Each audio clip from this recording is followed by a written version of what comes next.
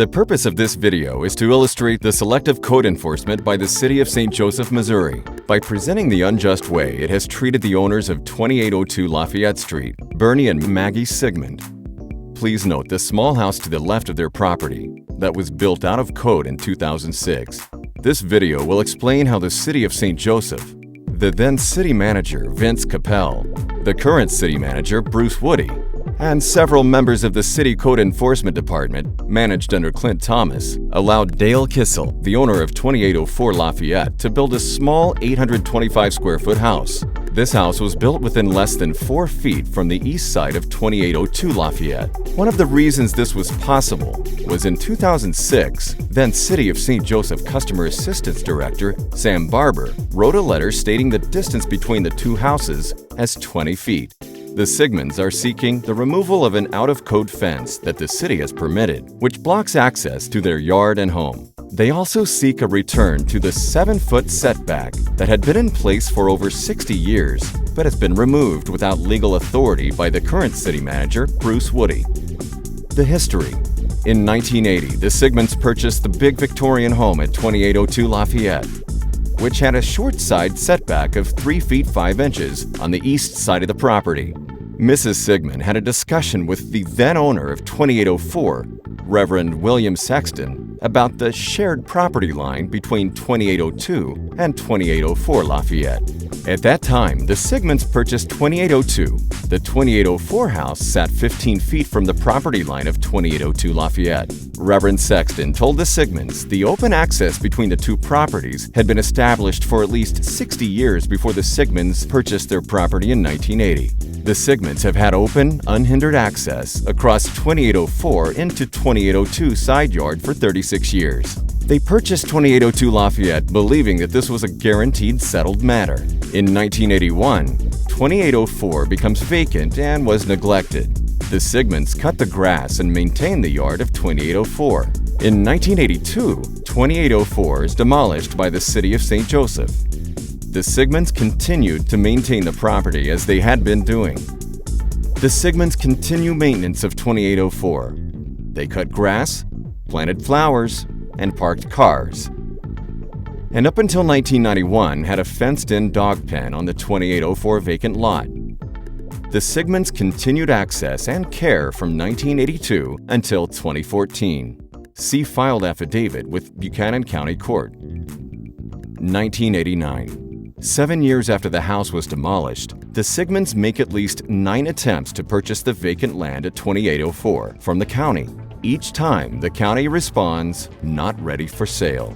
August 1991, Dale Kissel emerges as the new owner of 2804.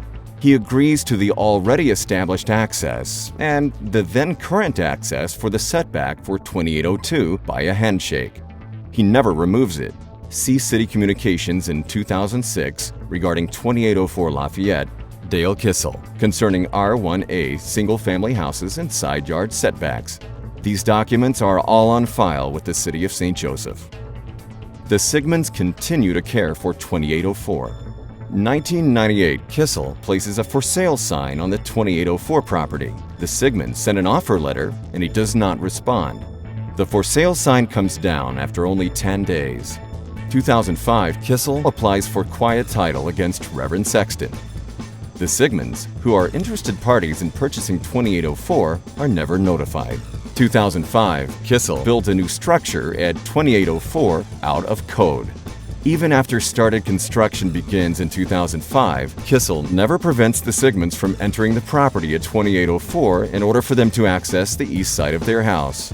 In fact, while building the out-of-code house, he places his ladders and work equipment on the Siegmunds' property. Even though the Siegmunds complained to the city about the house being built too close to their property, it sat 4 feet from the Siegmunds' house. March 2006, the city puts a stop work order in place against Kissel's project at 2804 because the new structure is built only 4 feet from the Siegmunds' house. Kissel files for a variance and the City Planning and Zoning Commission rules against him and orders him to move the house over to comply with the now 7-foot setback code.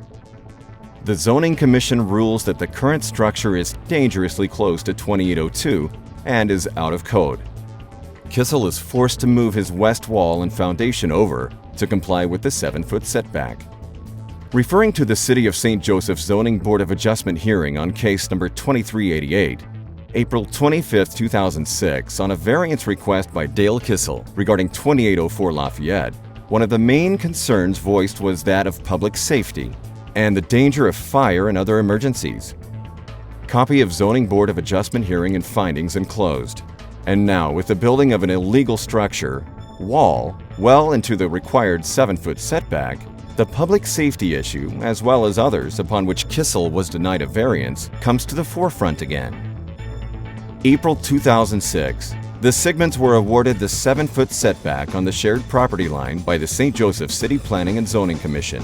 2006, Sam Barber sends an email with incorrect measurements between properties, 20 feet, when there is actually less than 4 feet. The 7-foot setback is already in city code for the Siegmunds, because the Siegmunds property was grandfathered in for these new codes. Kissel is forced to move to fit house into 7-foot setback. Additionally, no French drains are ever installed on the west side of 2804, along with many other code violations. The City Code Department does not enforce many of the drainage codes or sewer setups.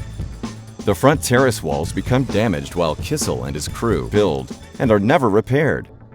2013. 2804 goes into foreclosure. The Siegmunds again attempt to purchase 2804.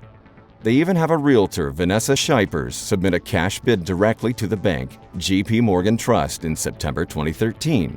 Very early October, the realtor, Vanessa Shipers, tells the Siegmunds the bank did not take the offer. No documentation has ever been given to the Siegmunds to back up her statement. October 2013. Denise Daly Thomas purchases 2804 in online auction. The realtor working with Denise Daly Thomas is Vanessa Shipers. June 2014. An out-of-code fence is constructed. According to the Planning and Zoning Department of the City of St. Joseph, the maximum height for a fence is 6 feet. The fence exceeds 6 feet and obstructs maintenance and emergency equipment to the Siegmunds property.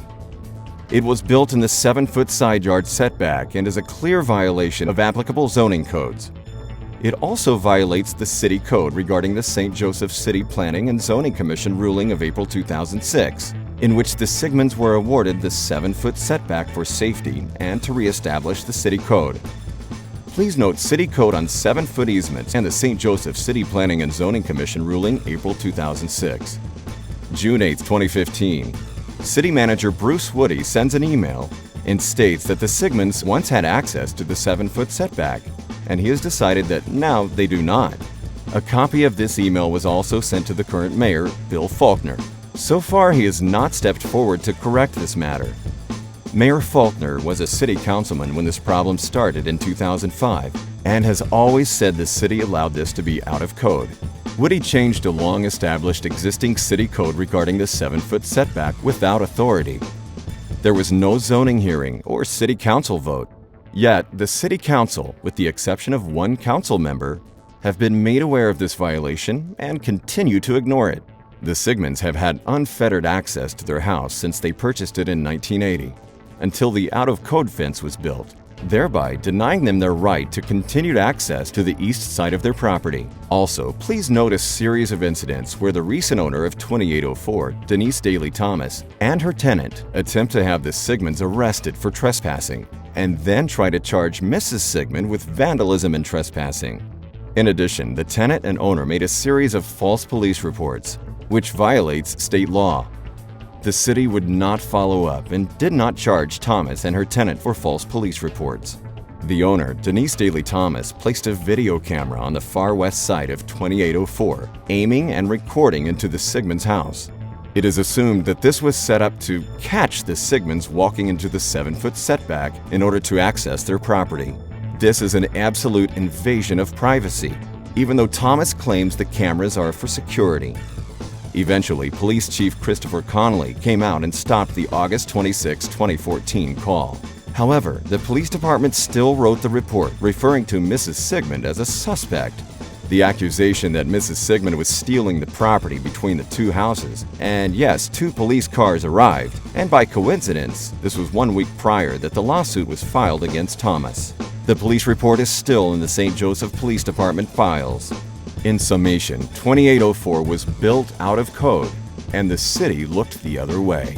The action desired: remove the out-of-code fence and return to the 7-foot setback and access rights to the Siegmunds. Have you been a victim of selective code enforcement by the City of St. Joseph? If so, contact Maggie Siegmund, Maggie Siegmund at yahoo.com, or 816-232-1105.